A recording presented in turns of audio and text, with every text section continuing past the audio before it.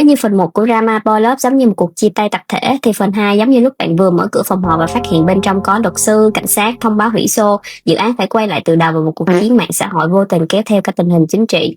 Đây không còn là câu chuyện giữa hai diễn viên đứng xa nhau hơn 7 cm, có những vụ khiến một couple biến mất, một bộ phim đổi nam chính, một công ty phải đình chỉ nghệ sĩ và hàng nghìn khán giả đã mua vé vẫn phải ở nhà vì xuất hiện lời đe dọa bạo lực. Run. Hồ sơ đầu tiên là một trong những biến cố lớn nhất của ngành boy love Thái Lan, Phu Chakaban và Boy Bachayamon và cuộc sụp đổ của Bible Bill sau thành công của Kim Boss. Năm 2022, Kim Boss trở thành hiện tượng series có quy mô lớn, hình ảnh mạnh, nội dung thu hút và dàn diễn viên nhanh chóng sở hữu được một lượng fan quốc tế khổng lồ. Bên cạnh cặp chính Mike Abel, Bible Wichapat và Bill Chakaban trong vai Vegas và BT đã tạo ra một fandom riêng rất mạnh. Hai nhân vật có mối quan hệ phức tạp, tối và gây tranh luận, nhưng chemistry của hai diễn viên khiến Bible Bill trở thành một trong những couple được nói đến nhiều nhất trong thời điểm đó. Sự nổi tiếng nhanh đến mức khiến lịch trình của dàn diễn viên giống như ai đó vừa nhấn nút tăng tốc, concert, world tour, quảng cáo, tạp chí và sự kiện quốc tế nối tiếp nhau. Bible Bill được công bố cho dự án mới mang tên 4 Minutes. Fandom đã chuẩn bị tinh thần cho một chương tiếp theo. Oh my god! Photocard còn chưa kịp cất vào album thì Rama thật ngoài đời đã bước vào và nói: "Xin lỗi, tôi mới là nhân vật chính." Tháng 7 năm 2022, các bài đăng cũ của Bill trên mạng xã hội đã bị đào lại, nội dung bị chỉ trích liên quan đến những phát ngôn thiếu phù hợp về giới và nhiều chủ đề nhạy cảm. Bill đã đăng lời xin lỗi và nói rằng đó là một hành động thiếu suy nghĩ trong quá khứ và anh muốn thay đổi. Beyond Cloud thông báo anh đã tạm ngừng hoạt động một thời gian.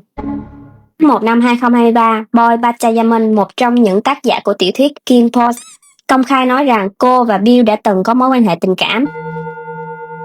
Cô đưa ra nhiều cáo buộc nghiêm trọng liên quan đến cách anh đối xử với cô, vấn đề về tiền bạc, sự chung thủy và quyền sở hữu ý tưởng. Bill phủ nhận những nội dung quan trọng và sau đó đưa ra tranh chấp vào quy trình pháp lý. Brown xác nhận hai người từng có mối quan hệ gần gũi và giữa họ đã phát sinh tranh chấp. Ngày 22 tháng 1 năm 2023, công ty đình chỉ toàn bộ hoạt động của Bill vô thời hạn để anh không tham gia những dự án đang được triển khai trong lúc vụ việc cần được làm rõ. Đây là thời điểm cả hệ sinh thái Kim Boy rung chuyển, một bên tin Boy, một bên bảo vệ Bill, một bên yêu cầu chờ pháp luật, một bên mở mạng xã hội từ sáng đến tối và tin rằng tốc độ đăng bài chính là bằng chứng về độ chính xác. Một ảnh chụp màn hình được truyền tay nhanh hơn cả thông báo chính thức. Người ta dịch qua nhiều ngôn ngữ, cắt mất ngữ cảnh rồi tiếp tục tranh luận về bản dịch của bản dịch. Ngày 28 tháng 1, Bill tổ chức họp báo và thông báo rời Beyond Cloud để tự giải quyết tranh chấp trước pháp luật. Việc rời công ty khiến Bible Bill gần như chấm dứt mọi hoạt động với nhau. Không có lễ chia tay couple, không có sân khấu cuối cùng, không có thông báo mềm mại nói rằng hai người sẽ đi theo mục tiêu riêng. Một bên biến mất khỏi hệ thống trong lúc vụ kiện còn nóng. Couple giống như một chiếc tàu đang chạy thì đường ray phía trước đột nhiên bị tháo mất. Đến ngày 9 tháng 5 năm 2023, Bill và Boy cùng công bố rằng tranh chấp đã được giải quyết thông qua thỏa thuận tại tòa. Bill thừa nhận hai người từng có quan hệ tình cảm, hai bên rút lại các vụ việc pháp lý và đưa những phần giải thích riêng về các điểm đã gây tranh cãi. Điều quan trọng là thỏa thuận kết thúc, vụ kiện không cho phép những người ngoài tự tuyên bố toàn bộ câu chuyện theo phiên bản mình thích. Nó cũng không biến những tháng công kích, đe dọa, chia phe trên mạng thành những hành vi hợp lý. Nhưng đến lúc đó hậu quả nghề nghiệp đã xảy ra. Bill rời công ty, Bible Bill không còn hoạt động, 4 Minutes mất một trong hai diễn viên đã được công bố. Bible phải chờ hơn một năm để dự án được tái khởi động với bạn diễn mới là Jet. Tháng 3 năm 2024, Beyond Cloud giới thiệu Jet đóng cùng Bible. 4 Minutes sau đó lên sóng ngày 26 tháng 7 năm 2024. Một dự án từng gắn chặt với Bible Bill cuối cùng trở thành bước khởi đầu cho Bible Jet. Tranh chấp Billboard còn kéo theo một sự kiện đặc biệt chấn động với fan Việt Nam. Kim Boy The Series World Tour từng lên kế hoạch tổ chức điểm dừng cuối tại thành phố Hồ Chí Minh vào ngày 11 tháng 2 năm 2023. Vé đã được bán. Fan chuẩn bị dự án chào đón, khách sạn, mua vé máy bay và tính toán trang phục như thể chuẩn bị đi dự hội nghị cấp cao của Liên Hợp Quốc, chỉ khác là mang lightstick. Ngày 6 tháng 2, chỉ vài ngày trước sự kiện, Beyond Cloud đã thông báo hủy show. Lý do công ty đưa ra là đã xuất hiện nhiều lời đe dọa trên các kênh khác nhau, nhắm đến diễn viên, nhân viên và những người tham gia. Công ty cho rằng rủi ro có thể ảnh hưởng đến cả thể chất lẫn tinh thần nên buộc phải hủy chương trình. Đây không còn là fan war bằng hashtag. Khi một lời đe dọa đủ nghiêm trọng để một công ty phải hủy cả fan kênh quốc tế, câu chuyện đã vượt qua ranh giới giải trí. Hàng nghìn người không liên quan trực tiếp đến tranh chấp mà vẫn mất cơ hội gặp dàn diễn viên, đoàn tổ chức mất chi phí, fan mất thời gian, kế hoạch và đôi khi là tiền cho những khoản không hoàn lại. Không ai nên chứng minh tình yêu với một nghệ sĩ bằng cách khiến nghệ sĩ khác Nhân viên hoặc fan bình thường cảm thấy không an toàn, fandom có thể buồn, có thể giận hoặc tẩy chay bằng cách không mua sản phẩm.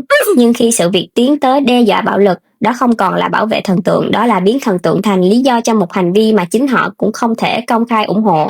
Nếu Billboard cho thấy một scandal có thể phá vỡ couple lẫn dự án, thì vụ Baldwin và Titanic năm 2024 cho thấy một bộ phim có thể xóa và quay lại toàn bộ phần đã ghi hình vì tranh chấp cá nhân của diễn viên. Tháng 2 năm 2024, bạn gái cũ của Baldwin đăng ảnh và video về thương tích, đồng thời cáo buộc anh có những hành vi bạo lực. Baldwin tổ chức họp báo và phủ nhận những cáo buộc và nói rằng vụ việc cần được giải quyết thông qua pháp luật. GMMTV ban đầu thông báo đang điều tra và sẽ có hành động phù hợp nếu nghệ sĩ phải chịu tự trách nhiệm. Ngày 27 tháng 2, công ty đình chỉ Baldwin khỏi công việc và hoạt động trong thời gian quy trình pháp lý diễn ra. Một ngày sau, GMMTV công bố Baldwin rút khỏi The Series Boy Love We Are. Bull Meet Buddy được đưa vào thay thế và toàn bộ những cảnh đã quay với Baldwin được lên kế hoạch để quay lại. Hãy dừng ở chi tiết đó vài giây, không phải chỉ đổi một tấm poster, không phải sửa tên trong phần giới thiệu. Đoàn phim phải gọi diễn viên trở lại, tìm địch, dựng bối cảnh, chuẩn bị trang phục, hóa trang, ánh sáng, máy quay rồi diễn lại những cảnh đã hoàn thành. Chỉ một quyết định casting cũng có thể kéo theo hàng trăm giờ lao động. File cũ không đơn giản được đưa vào thùng rác rồi thùng rác tự quay lại giúp.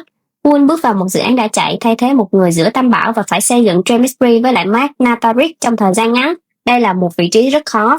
Người mới dễ bị so sánh, dù anh không tạo ra scandal cũng không quyết định lịch quay, nhưng Pullman sau đó lại được khán giả đón nhận, chứng minh một cú thay người khẩn cấp không nhất thiết khiến toàn bộ phim thất bại.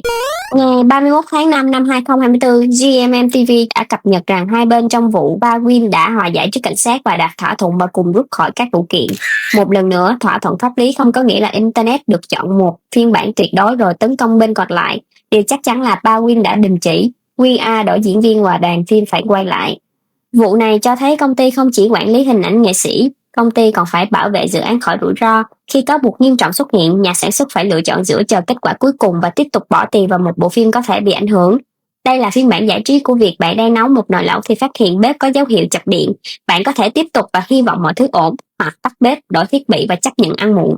Hồ sơ tiếp theo không có đơn kiện hay quay lại phim, nhưng quy mô lớn đến mức một diễn viên boy love đã trở thành một cuộc khởi đầu cho cuộc chiến mạng xã hội giữa nhiều cộng đồng quốc tế. Đó chính là Rai Vachirawicz và hashtag NNEVVY năm 2020. Thời điểm đó, Together đang nổi khắp châu Á. Rai và Win Matawin đã trở thành những gương mặt đưa boy love Thái tiếp cận được khán giả cực mới. Khi danh tiếng tăng nhanh, mọi hoạt động trên mạng xã hội cũng được phóng đại.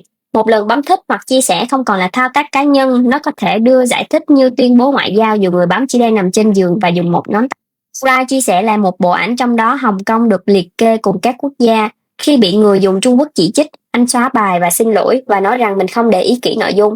Sau đó người dùng tiếp tục đào các bài đăng liên quan đến bạn gái anh khi đó, NNEVVY, trong đó có tranh cãi về cách gọi Đài Loan và một bài viết liên quan nguồn gốc Covid-19. Từ một bài đăng của một diễn viên, cuộc tranh luận nhanh chóng vượt khỏi Bright. Người dùng Trung Quốc chỉ trích, người dùng Thái Lan phản công và meme, châm biếm và khả năng tự chế giễu rất mạnh. Hashtag NNEVVY lan rộng. Người dùng từ Đài Loan và Hồng Kông tham gia, từ đó khái niệm Multi-Alliance hay Liên minh trà sữa được hình thành như một biểu tượng đoàn kết trực tuyến giữa nhiều cộng đồng châu Á phản đối chủ nghĩa dân tộc cực đoan và áp lực Trung Quốc. Các thương hiệu và cộng đồng fan tại Trung Quốc phản ứng mạnh. Bright bị kêu gọi tẩy chay, nhưng tại Thái Lan, cuộc chiến meme lại khiến anh nhận thêm sự ủng hộ. Sự việc cho thấy Soft Power không chỉ đứng theo một hướng mà nhà sản xuất muốn. Một series có thể xuất khẩu văn hóa, nhưng nghệ sĩ cũng mang theo toàn bộ lịch sử bài đăng, quan hệ cá nhân và những khác biệt chính trị giữa các thị trường. Bài học không phải để nghệ sĩ cần sống như một robot không được bấm gì. Bài học là một quy mô danh tiếng thay đổi hậu quả của một cú chạm màn hình. Khi bạn có hàng triệu người theo dõi ở nhiều quốc gia, nút chia sẻ có thể hoạt động giống như micro tại một hội nghị quốc tế. Bạn có quyền nói, nhưng Internet cũng có quyền chụp màn hình trước khi bạn kịp nhớ ra mình đã nói gì. Ned Sirapov và James Supamonkon nổi tiếng nhờ Best Friend. Chemistry của hai người tạo nên một lượng fan lớn, và họ được công bố tiếp tục đóng chính trong một dự án cổ trang xuyên thời gian, Love Open a Time. Khi Love đã có hình ảnh, trang phục và lời hứa về một thế giới mới, fan không chỉ chờ phim, họ đã hình dung ra toàn bộ kỷ nguyên Ned Cham đang mặc đồ cổ trang. Ngày 29 tháng 2 năm 2024, Mandy Work thông báo James rút khỏi vị trí Love Open a Time để tập trung cho con đường nghệ sĩ của mình. Ned vẫn tiếp tục đảm nhận vai pop. Đoàn phim sẽ tìm một diễn viên mới cho vai của James và quá trình sản xuất phải trì hoãn. Thông báo không có nói xung đột. James sau đó cũng giải thích đây là quyết định nghề nghiệp và nhấn mạnh hai người vẫn là bạn. Nhưng fandom vẫn rơi vào trạng thái quen thuộc, người buồn, người giận, người cho rằng James đã rời bỏ dự án, người cho rằng anh có quyền chọn tương lai của mình. Nét thể hiện sự tiếc nuối nhưng tôn trọng lựa chọn đó. Sau quá trình tìm kiếm, JJ Ratchabon đã trở thành một bạn diễn mới của Net. Love Open a Time cuối cùng cũng lên sóng từ tháng 3 năm 2026 với Net JJ. Khoảng cách từ pilot Net Jam đến bản phát sóng Net JJ dài hơn 2 năm. Đó là bằng chứng thay một diễn viên chính không phải thao tác kéo thả ảnh mới và poster. Chemistry cần xây lại, thiết kế nhân vật có thể đổi, lịch quay phải sắp xếp lại, chiến lược quảng bá cũng phải bắt đầu lại từ đầu. Với fan Net Jam, việc bộ phim thực sự phát sóng bằng couple mới tạo ra một cảm giác rất lạ. Nó giống như một căn nhà được thiết kế cho hai người cũ sau nhiều năm, cuối cùng cũng hoàn thành nhưng có một người khác chuyển vào. Bạn có thể công nhận căn nhà đẹp và nhớ về những bản vẽ ban đầu. Hai cảm xúc đó có thể tồn tại cùng lúc mà không cần tấn công cư dân mới. Ngày 15 tháng 4 năm 2024, Studio Wabi Sabi thông báo chấm dứt mảng quản lý và phát triển nghệ sĩ. Công ty cho biết vẫn xử lý những nghĩa vụ và dự án đã công bố theo thỏa thuận, nhưng cấu trúc quản lý và nhân sự thay đổi lớn. Studio Wabi Sabi gắn với những tác phẩm như Until We Meet Again, Between Us và nhiều diễn viên có fandom mạnh. Khi một công ty chuyên đào tạo, quản lý và sản xuất boy love thu hẹp mảng nghệ sĩ, đây không còn là những chuyện như chuyển đổi logo trên hồ sơ Instagram, đó là dịch chuyển cả mạng lưới hợp đồng, lịch trình và dự án. Bao Noppanet, Prim Warrick, Santa Ponsapat là những gương mặt sau đó gia nhập GMMTV. Dự án The Vampire Project của Papen cũng chuyển sang hệ thống sản xuất mới. Với fan, cảm giác giống như một câu lạc bộ lâu năm tuyệt đối thủ được một đội lớn khác ký hợp đồng ngay trong cùng ngày. Sự dịch chuyển này giống như một nghệ sĩ tiếp tục có nguồn lực và dự án lớn hơn, nhưng nó cũng cho thấy ngành boy love đang tập trung mạnh vào các công ty có hệ thống truyền thông, quảng cáo và phân phối lớn. Một studio nhỏ có thể tạo ra hàng câu chuyện được yêu thích, nhưng duy trì và quản lý nghệ sĩ, sản xuất phim, tổ chức sự kiện và cạnh tranh quốc tế là một bài toán tài chính rất khác. 6 hồ sơ ngay cạnh nhau, chúng ta thấy Drama Boy Love phần 2 không chỉ nằm ở câu hỏi hai người còn thân không. Billboard cho thấy sự tranh chấp cá nhân có thể kéo theo kiện tụng, nghệ sĩ rời công ty, dự án đổi bản diễn. Duncan Skin Post tại thành phố Hồ Chí Minh cho thấy xung đột online có thể gây ra lo ngại an toàn ngoài đời. Bawin cho thấy cáo buộc nghiêm trọng có thể khiến một series quay lại. Ryan cho thấy một cú report có thể biến thành một cuộc chiến chính trị quốc tế.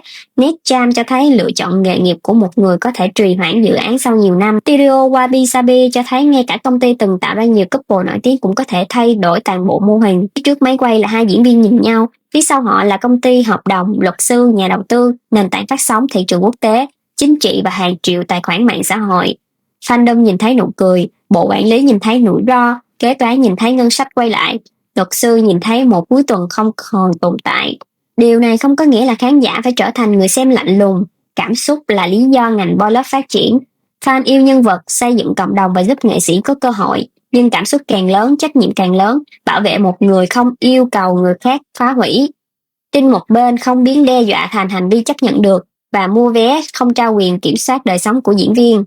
Khi scandal nổ ra, hãy làm 3 việc. Đọc thông báo gấp, phân biệt cáo buộc với kết luận, và chờ trước khi biến thành avatar của mình thành một thẩm phán tối cao. Internet thưởng cho người phản ứng nhanh, nhưng sự thật thường đến chậm hơn một chút vì nó phải trải qua tài liệu, luật sư và những người đang chịu hậu quả. Đó là toàn bộ Boy Love phần 2, nơi những sự kiện chấn động không chỉ đánh chìm couple mà còn đổi diễn viên, hủy concert, làm lại toàn bộ bộ phim và tạo ra một liên minh mạng xã hội xuyên quốc gia.